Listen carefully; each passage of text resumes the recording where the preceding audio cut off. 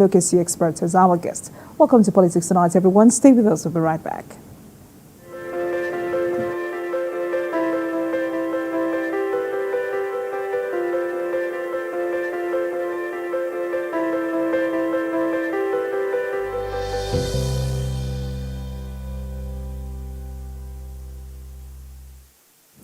Welcome back to the program. Thank you for staying with us. Now let's begin with some developments in the policy. The third mainland bridge in Lagos, which was partially closed to traffic in November, has been reopened after undergoing comprehensive repair works with lane markings and new street lights. The Minister of Works, David Umahi, who was absent at the reopening, spoke through the Federal Controller of Works in Lagos. He said the successful completion of the first phase of the rehabilitation work started and completed by the Bola Tinubu administration is a clear indication that the president is working. We're giving Third Mainland Bridge a new lease of life, so we're all happy and delighted. I don't know about you. I'm super elated. I'm super elated. I'm happy that it's happening within our own lifetime. Most of the times our roads are abused, our infrastructures are abused.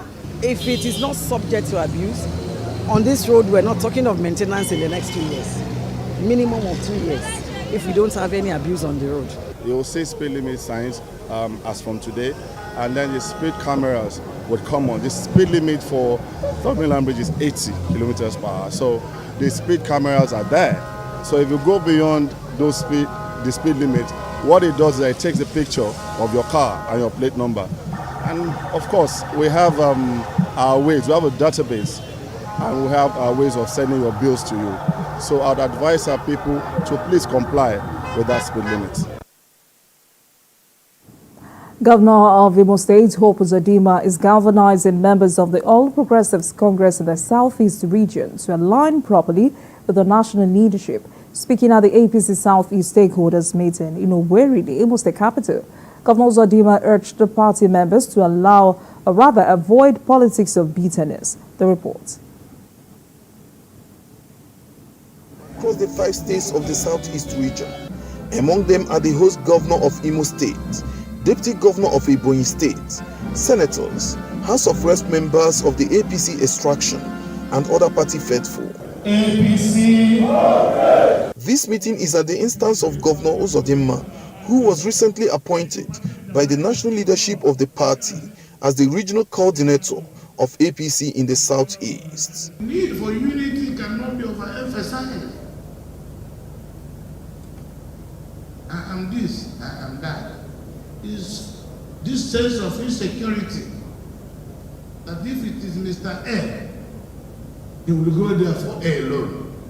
But if we believe that position given to our brother or our sister is for and on behalf of all of us, there will be comfort, and that confidence building will be there.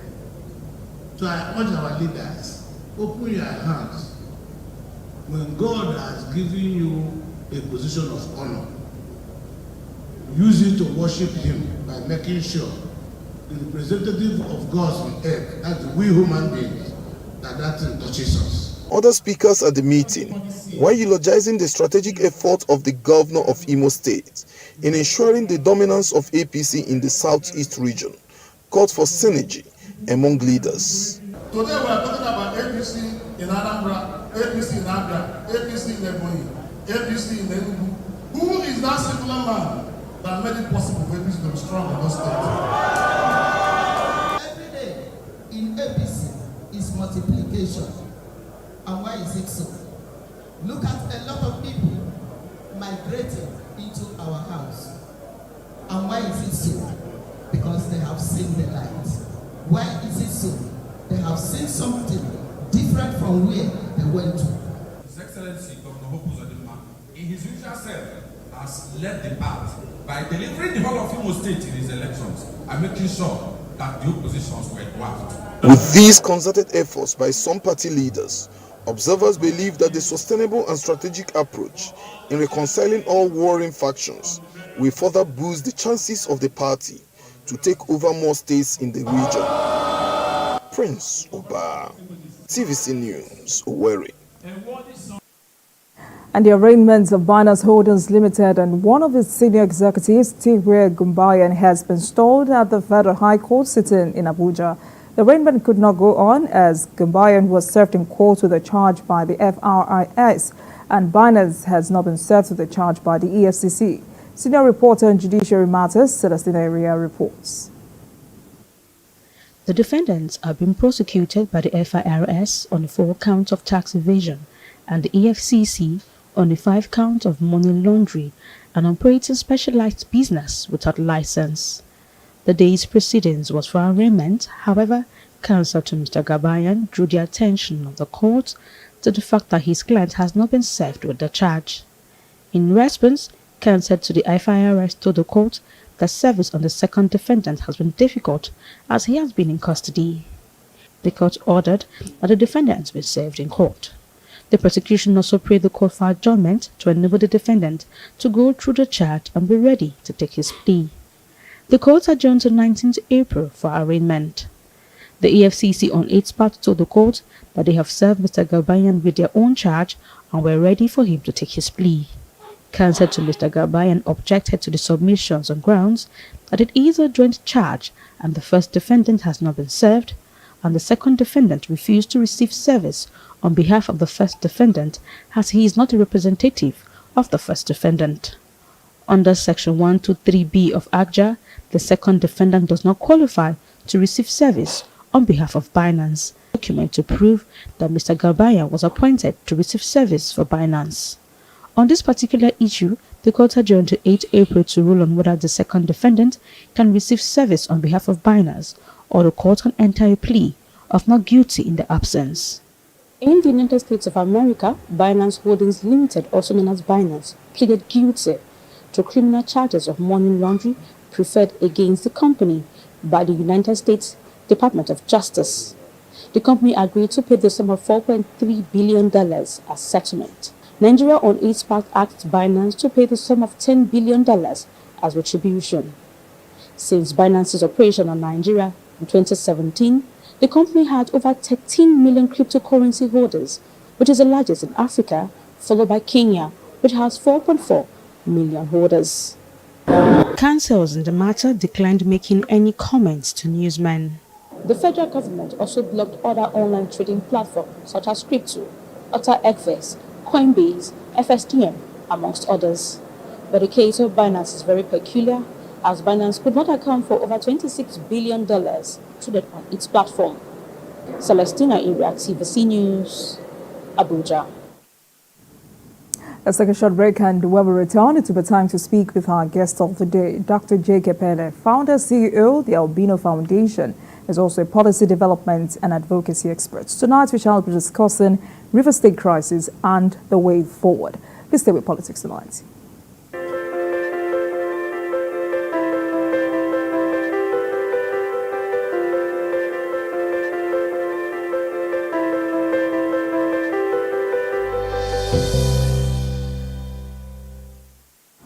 Welcome back, everyone.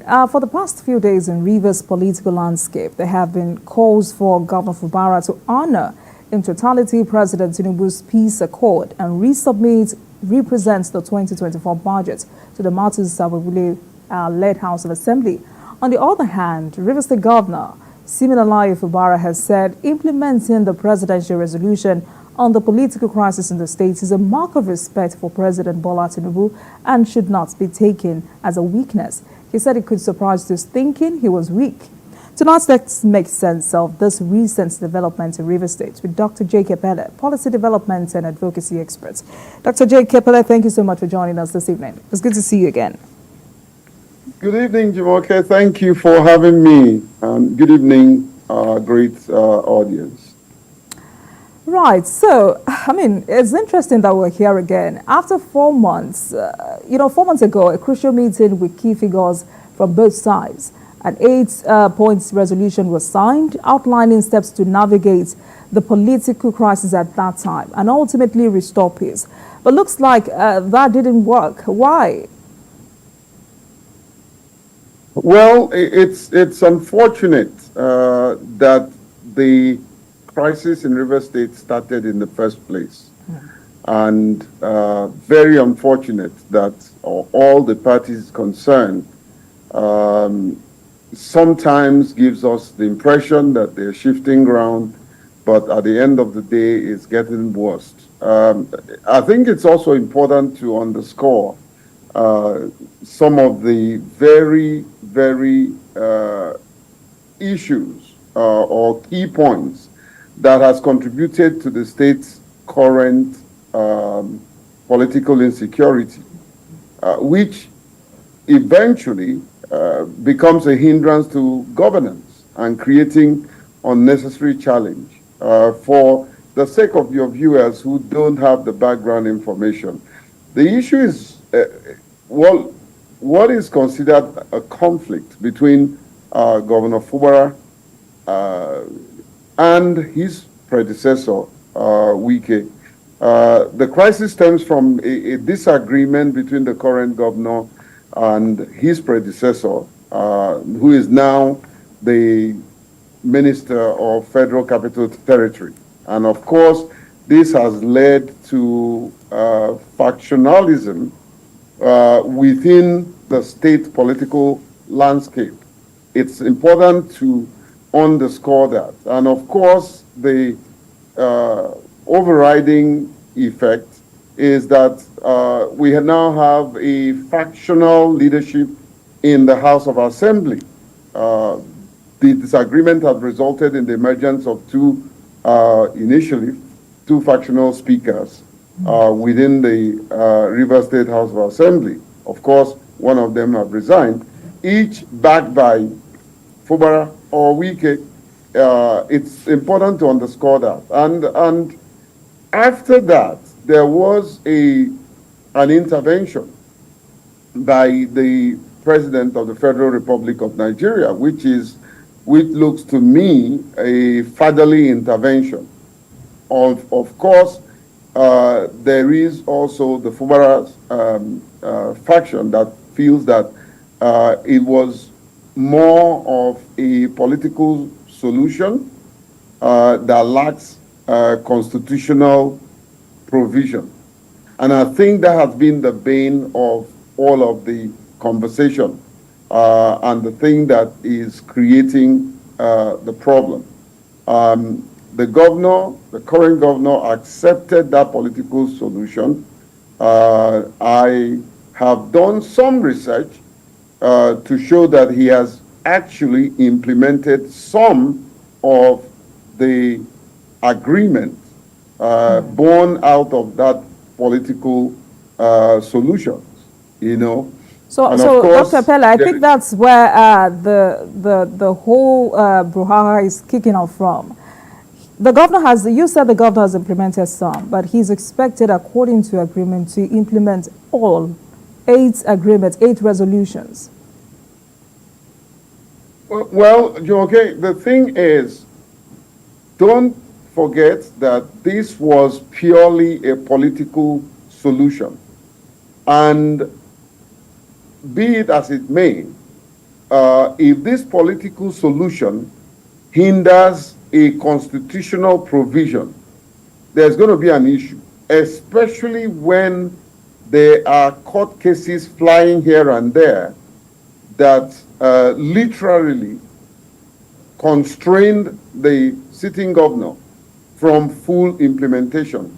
Now, it's important to note here that the Fubara that I know, I mean, I had a meeting with him, and I'll say that. And he truly and really wants to implement even against the will of his supporters.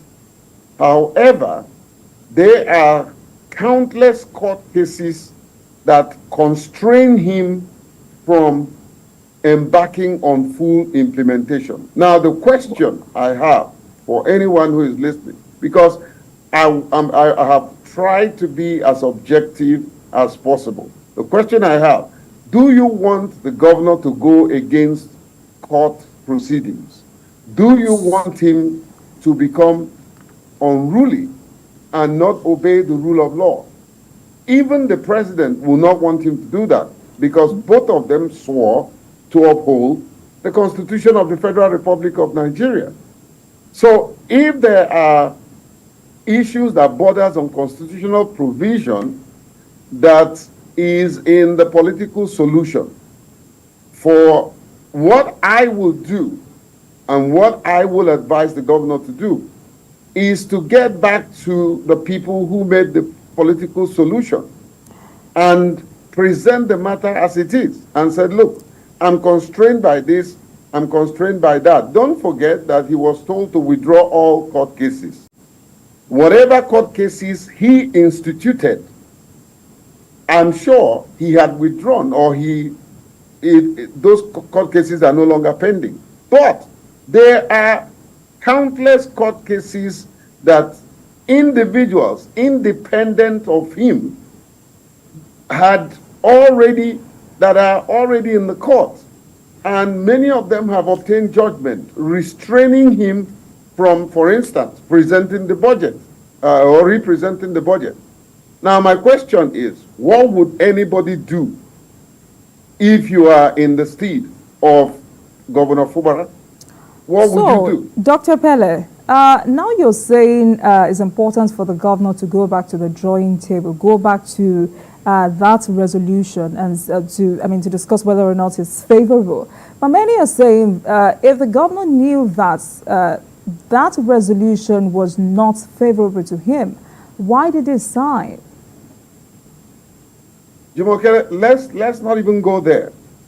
You're dealing with a young man with very little or no political experience, granted, but very, very grounded in administrative experience. So he has all the qualification to lead as a governor.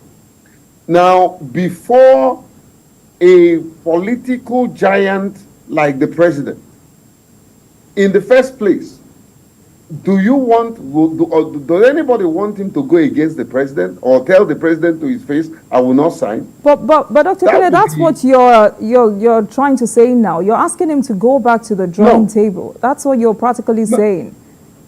No. What I'm saying, Jumoke, is for him to go back. Life is all about negotiation. Go back and let him know what the challenges are and let him advise you. Go back and say to him, look, I can't represent the budget, for instance, because I have this court case that has been signed on, served on me. I have that. What would you want me to do? Period. All right. So what do you think? What do you think is stopping the governor from representing the budget? He has several court cases. There are several court cases restraining him from representing that budget. He has several court cases. He has several court cases that is even restraining him from recognizing these lawmakers that had left their original political parties. So you understand?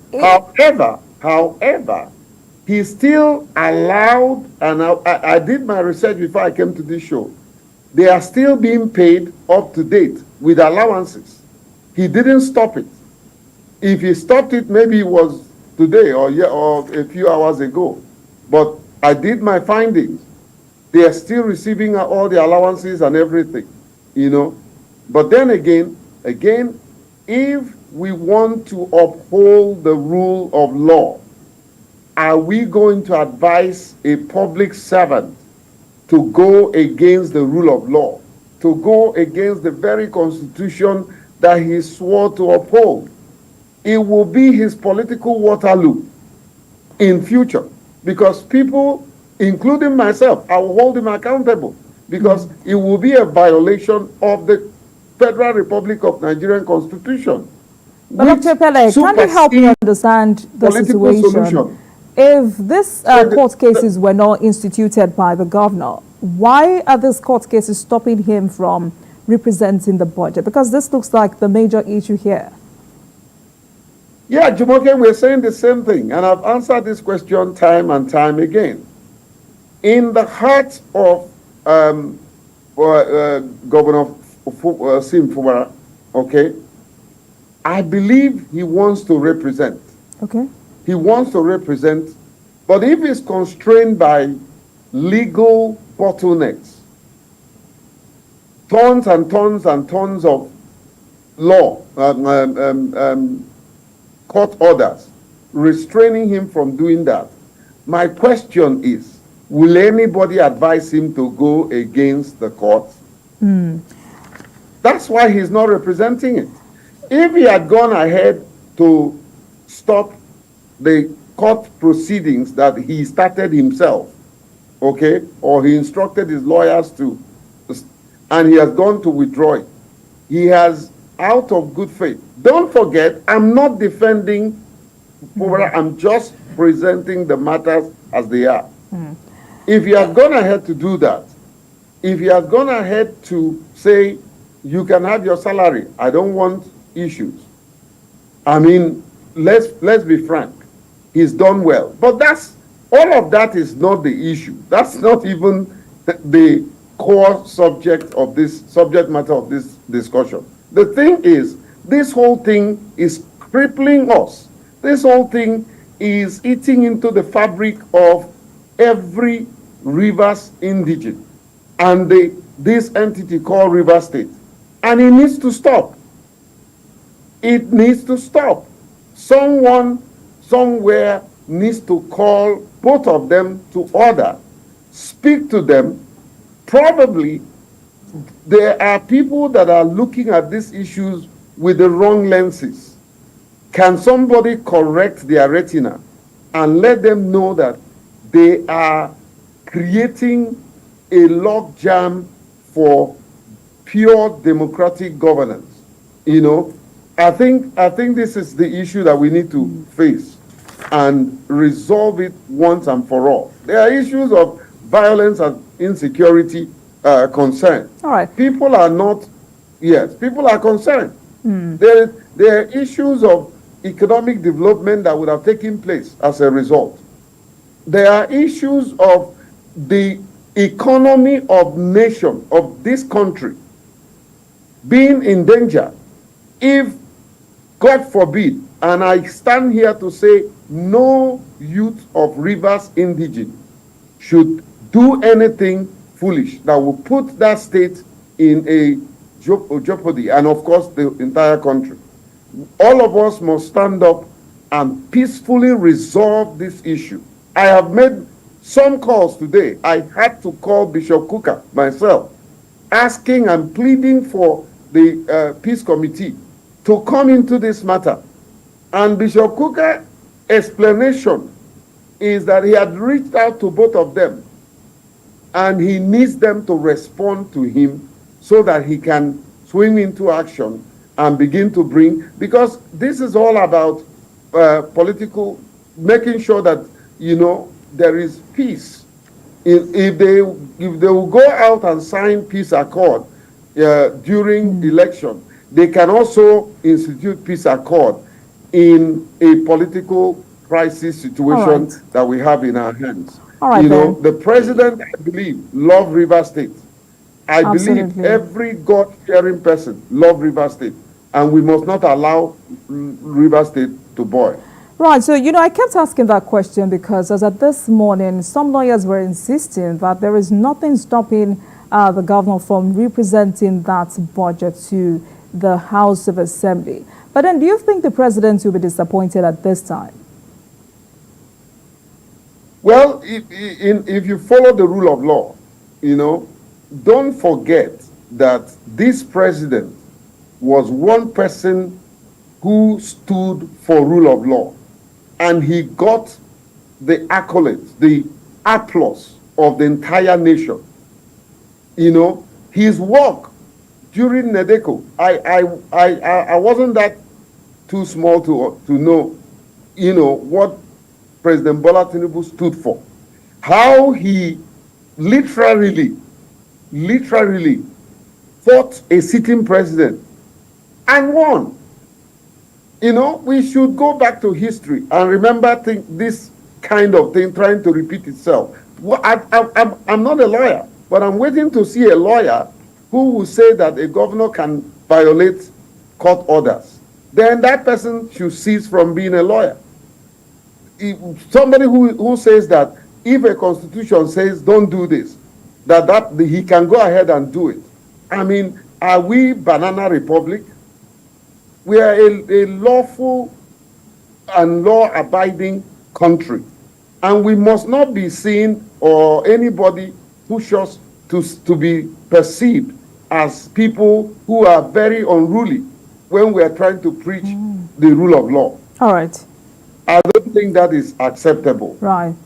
We may need to invite a lawyer to help us with the legal angle to this matter. But Dr. Pelle, you listed a 7-point agenda to address this impasse. You say it is important to unearth the root causes of these two warring parties. But in a situation where neither Wike nor Fubara had come out to accuse each other of anything specifically, why do you think either of them hasn't done that? Well, I think they say there's a simple saying that if you keep doing things in a certain way and you keep getting a different result, it will be madness to think that you're getting it right. You know, you can't keep doing things, getting the same result, thinking that, you know, that's the way to go. Okay? Strategy will teach you how to do things. It will also teach you how not to do that thing so that you don't get the expected result. We need to change strategy.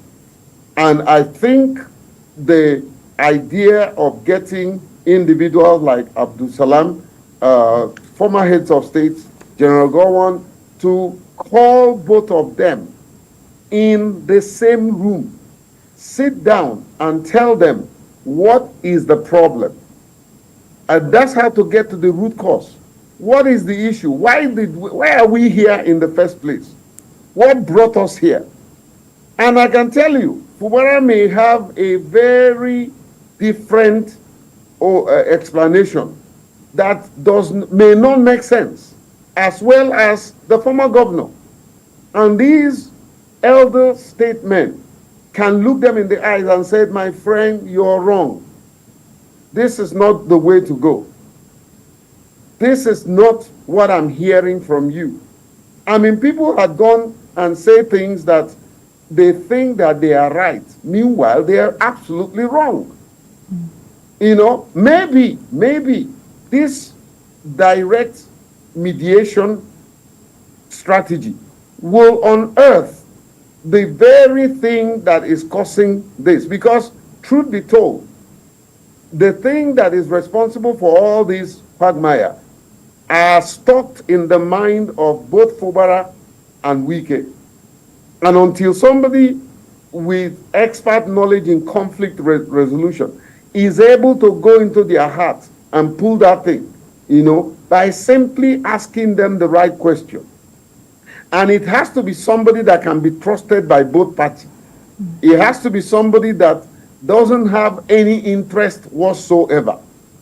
That is why I am, like I said, I spoke with Bishop Coker today. Somebody like that will play a very vital role in this mediation. This is what he has, all his life, he has been in conflict resolution.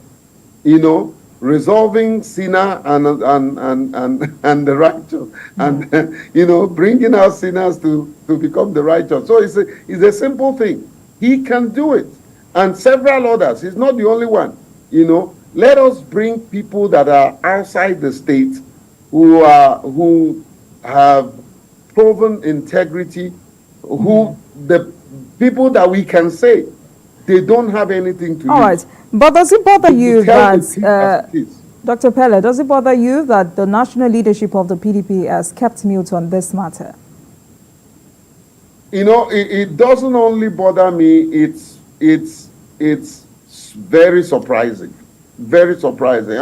I expected them to do more. But why do you think this is so? I expected them to step in. You know, say that again. Why do you think the national leadership of the party hasn't said anything, hasn't intervened? Exactly. That's what I'm saying. That is surprising to me. I don't know what they stand to gain by watching this whole thing play out the way it's playing out. You know, and I had taken my advocacy to a number of these political leaders, and I respect many of them, and truly and really, in spite of all the issues and all that, there are many of them who truly want democracy to reign in this country. And many of them have fought for it, And, Jumoke, I am very concerned. I'm one, concerned because that's my state. Two, concerned because issues like this is what can lead to a real insecurity situation either in the present or in the future. These are some of the things that can trigger issues that will become a huge problem in the hand of a central government. So we must not allow it, and nothing stops the president to call some of these elder statesmen and say, listen, I have tried to mediate between my two sons. Can you please come and assist me and talk to them? Or do you think the president needs to call both parties again? Say that again. Do you think the president needs to call both parties again one more time? Well, that's an option. That's an option, all right? But that's an option that the president must also be willing to address the issues the way they are. It's an option. But if I'm in his shoes, I would rather want others to do it and give me a report. If the president calls the former heads of states and say, listen, I need you guys to help me mediate over this issue. Two of my sons are involved. Mediate over them and give me a report. I guarantee you it will be done. There is none of them that if the president gives the directive that they should meet with this person, I don't think any of them will go against that presidential instruction. Even if the president wants to stay clear, but endorses, the move for some of these very credible statesmen to get involved, I think we will get results. But this idea of trying to play, it's almost like playing trying to bury your head in the sand, and pretend that there's no problem. And I'm not saying that's the case of the president. I'm just saying generally, this is like sitting on a cake of a gunpowder, and it's not good for this very democracy that many of us are paying with our sweat and blood to ensure that we have a vibrant and inclusive democratic process. It's concerning, and more concerning because it is happening in my own state. You don't know how much sleepless night that I had to go through when I hear certain things, because I have cousins, I have brothers, I have friends, and it doesn't necessarily have to be River State. It can be Sokoto, and it shouldn't be anywhere at all. All right. Dr. Pele, let's go on a break, and when we come back, we will continue this conversation. You're watching Politics Tonight, everyone. We'll take a break, and I'll be right back. Please stay with us.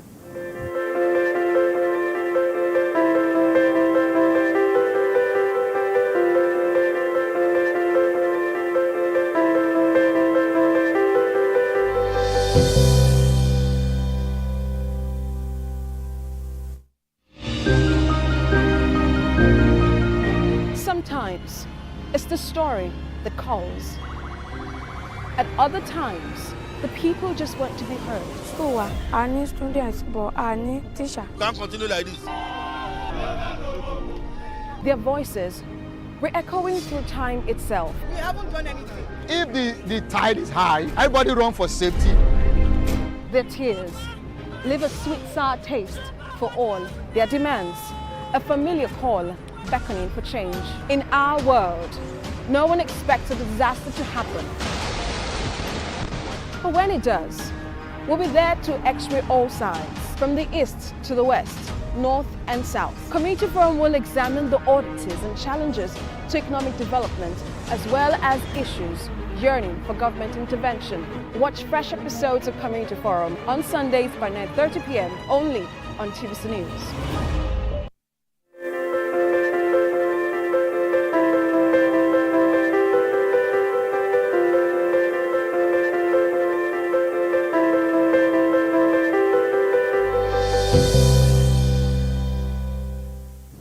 Welcome back to Politics Tonight, everyone. Thank you so much for staying with us. Tonight, we're looking at River State crisis and the way forward. And I've been speaking with Dr. J.K. Pele, founder, CEO, the Albino Foundation, is also a policy development and advocacy expert. Dr. Pele, thanks so much for staying with us on the program. So you're from River State, so I know this is serious for you. But unfortunately, Rivers, this is not the first time Rivers will have a predecessor political squabble.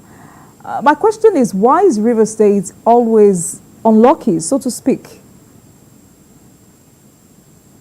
Well, I don't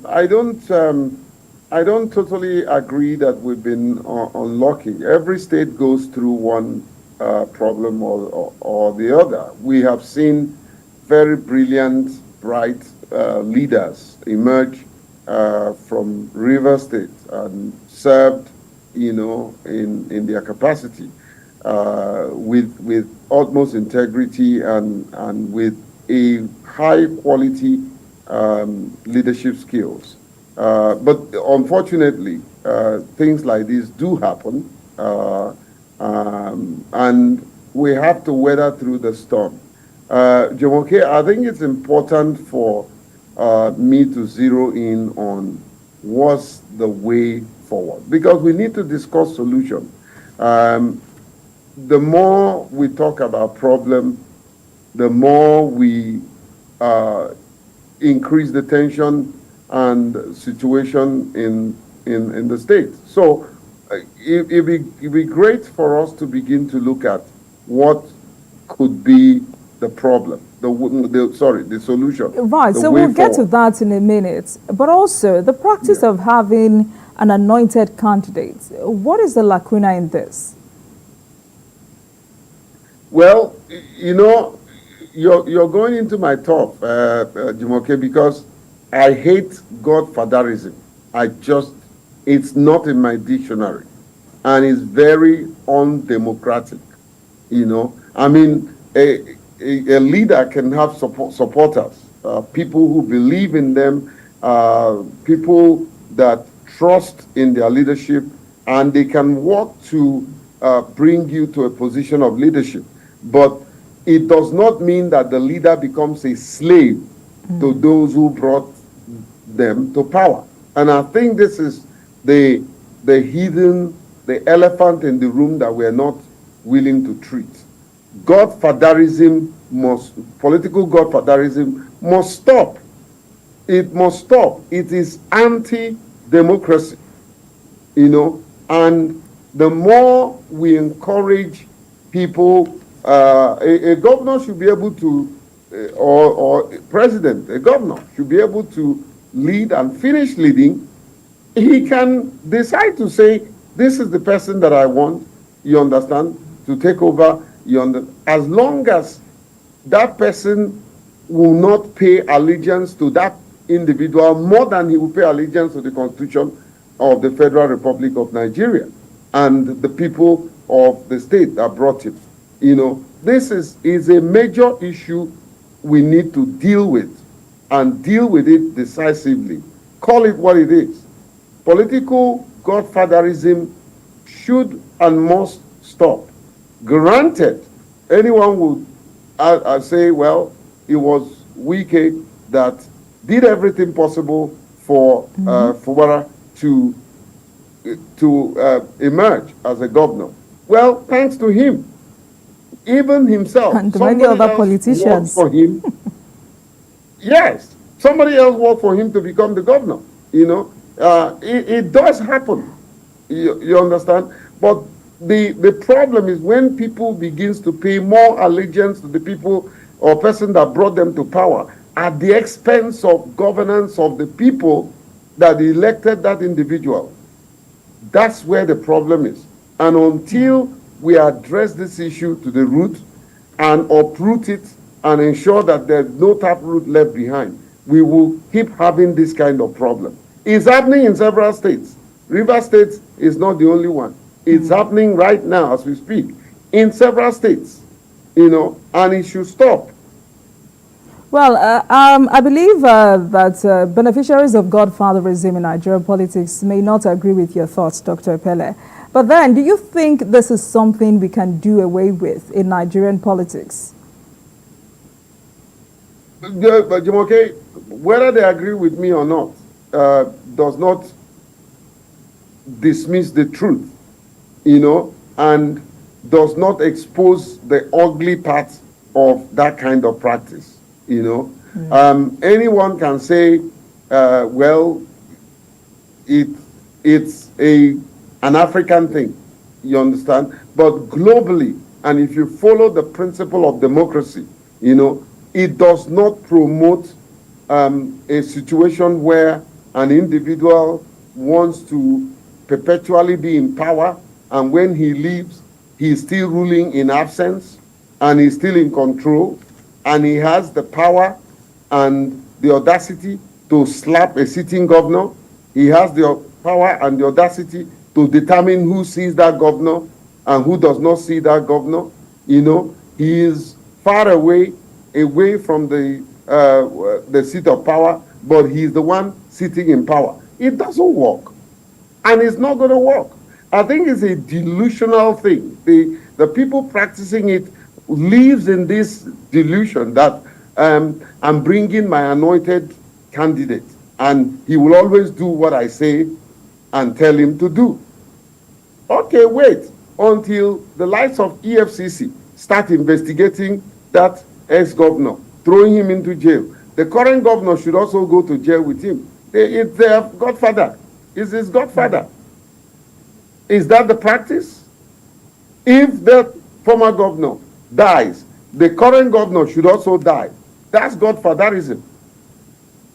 If he's a very bad leader, the current governor should also be a bad leader. That's godfatherism.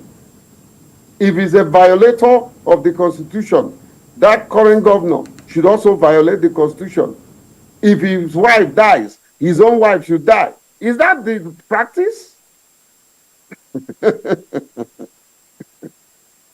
In all of this, the camps of both men are not completely helping matters here. Either camps are blowing hot. What exactly should be the role of supporters in this kinds of situation? Well, you summed it, and kudos to you, Jumoke. You're a trained journalist. Balancing your story is very important, and you have always done that. I think, like I said, if both parties, it's not even a question of if they are willing. We must push for them to willingly take the path of honor and resolve this issue. Conflicts can be resolved, even if it has underlying issues, and what contributes to a state of insecurity. We can look at it contextually and look at it from an expert lenses. Analyzing the matter, the way forward is what we should go for. What is the way forward? How can we deploy a known strategy that can give us results? And I think one of them, Jumoke, is to sustain dialogue and reconciliation. We need to kickstart dialogue and sustain it until we achieve reconciliation. I can delve more into this if that's okay by you. But one will seek a permanent solution to this political impasse. How can River State grow beyond this kind of politics and ensure a rancor-free succession? Well, one, by destroying this godfatherism fabric. I think the time has come for everyone who wants democracy to grow in the state to put it to rest. Two, it's also important that people are not desperate for power, because in desperation, whatever you're told to do, you will agree. In desperation, but when you're not desperate for power, there are certain conditions that is given to you that you just look the person in the eye. I will not be able to fulfill this. Therefore, give it to somebody else. But unfortunately, oftentimes, at that time, because you want to sit and be in the corridor of power, you're told, okay, once you become governor, you will always send me money, maybe half of the state revenue. And you say, okay, well, once you become governor, you must not go out to eat with your wife until I give you permission. You say, okay. If you're governor, your children must not go to toilet. You say, okay. By the time you assume office, that person you made promise, it's often said that promises makes relationship. It's performance that keeps it. When you make those promises and you swore to keep them, the person you made the promises to will expect you to keep them. And oftentimes, and I guarantee you, tell me one governor, one person, go back in history, that has maintained cordial relationship with the people they handed over to, except that relationship, that there was no condition to the person taking over power. That is why you also see, or you saw that there are certain governors that fell out so badly with the people who took over from them, Right, so Dr. Pele, if you're to speak to both parties now, do what they couldn't do. Right, before I let you go this evening, if you're to speak to Governor Fubara and Minister Wike now, what would you be telling them? Listen to wisdom. Allow peace to reign. Toe the line of, dialogue and reconciliation. Discuss what the issues are. Nothing, and absolutely nothing, cannot be resolved. Respect each other. Ask your supporters to tone down the rhetorics. Allow a natural mediator with no vested interest in the outcome to facilitate an open, constructive discussion. That is why, as a proud indigene of Rivers State and a staunch advocate for peace, I employ the National Peace Committee to swiftly intervene in the escalating political crisis in our beloved states. Lives are at stake, Jumoke, and the fabric of our democracy is under threat. All right. We cannot afford to let partisan interest overshadow the welfare of our people. So the Peace Committee should step in and facilitate a dialogue towards a peaceful resolution. The two parties concerned, please allow peace to reign. Because this thing has a spiral effect. The more you get into it, the more you involve innocent people, the more you go on the path of insult to people that probably are old enough to become your father and your grandfather. All right. So it's important. If we must strengthen democratic institutions, this is what we need to do. Okay, if we must ensure that we bring about economic development, addressing security concerns. This is what we must do. We can go on and on. The legal and constitutional adherence Sadly, is we're also out of very time. important.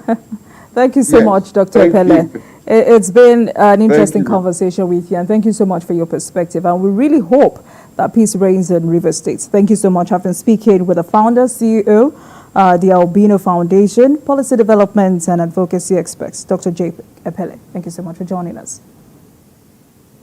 And thank you very much for watching. That marks the end of today's episode of Politics Tonight. But the conversation continues from here. Get in touch with us on X at TVC News NG and at Olajumoke WO using the hashtag Politics Tonight. We're also on YouTube at youtube.com/TVC News Nigeria. I am Olajumoke Olatunji. I'll see you tomorrow.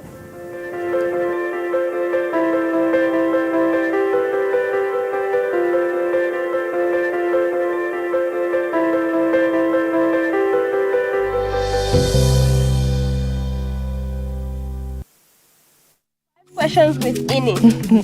Hi guys, Ini. Your skin is really glowing. What beauty soap do you use? It's glowing because it's healthy. I use a soap that keeps my skin soft and protected from germs. But Ini, the beauty soaps I know don't give germ protection. Dettol skincare does. It combines Dettol's protection with argan oil to protect my skin. Gives me 2 times moisturization with a beautiful fragrance. Beautiful skin is germ-free skin. Kehinde suffers from indigestion. His twin Taiyi suffers from heartburn. Sometimes it's the other way around, or both. That's why they use Gaviscon Double Action. It soothes within 3 minutes and lasts for up to 4 hours. For double relief from heartburn and indigestion, Gaviscon Double Action. Here's what a good hair day looks like and feels like. With the new Lush Hair Care range, made with a cocktail of nature's finest oils, with hibiscus oil for hair growth, rooibos oil to eliminate frizz, amla oil to prevent hair breakage, to give your hair life and bounce. So go ahead and be confident. Stunning, flawless, beautiful. You deserve the soft life, so does your hair. Lush Hair. Be beautiful. The new Happic sachets. It has a thick formula, so all you need is just 1 sachet for your toilet bowl. It gives 10 times better cleaning and big savings too. Wow, Helen! Sparkling clean toilet with Happic sachet. Wherever you see destruction, it's because God is absent. There is no destruction in God. So who started killing from Genesis? Satan. Jesus exposed him. The thief cometh not, but for to steal, to kill, and to destroy. But I am come that you may have life and have it how much? More abundant. I prophesy as your amen is coming like thunder. Whatever is yours, receive it now.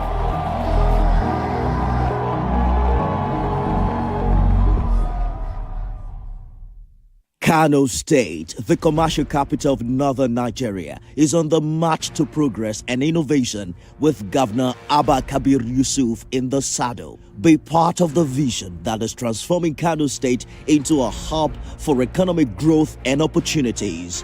Hear directly from the governor as he engages the people, listens to their concerns, and shares his vision for a brighter future. Explore the developmental projects embarked upon by his administration to change lives, from infrastructure, healthcare, education to tourism. Watch the rich history of the culture and tradition of Kano and savor the vibrant spirit that unites the Center of Commerce on Kano Spotlight, Thursdays at 9:30 p.m. only on TVC News. Get ready to dive into the world of the Nigerian Navy as Nigerian Navy in Focus, a captivating TV program, takes you deep into the heart of the activities of the nation's maritime centennial. Join us as we navigate the waters alongside the brave men and women of the Nigerian Navy who have dedicated their lives to this noble cause. Their hopes, dreams, sacrifices, and triumphs. Experience their courage, their resilience, and their unwavering commitment to serving the nation and protecting her waters, and relentless pursuit of safeguarding our maritime borders. Let Nigerian Navy in Focus transport you to the seas, where bravery meets honor and the depths hold countless untold stories. Don't miss out on this unmissable TV experience. It is the Nigerian Navy in Focus, every Sunday at 6:30 p.m. on Television Continental TVC.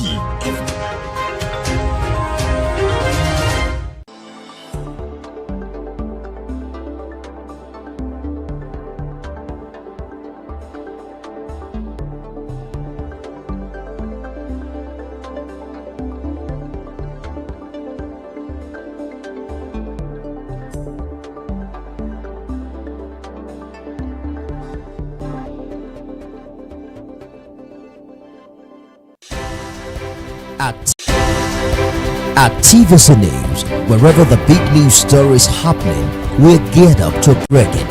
TVC News, first with breaking news.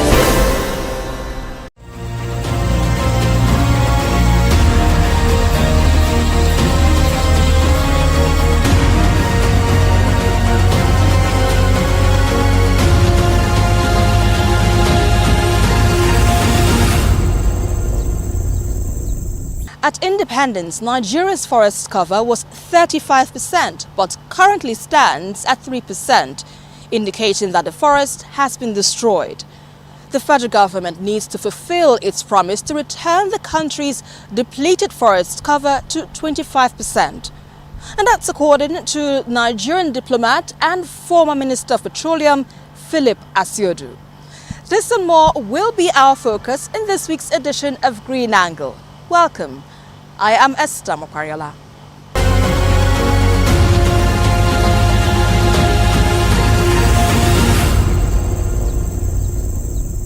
And before we begin, let's bring you updates from the world of environment. Nigeria is home to diverse species of plants and animals, but are currently being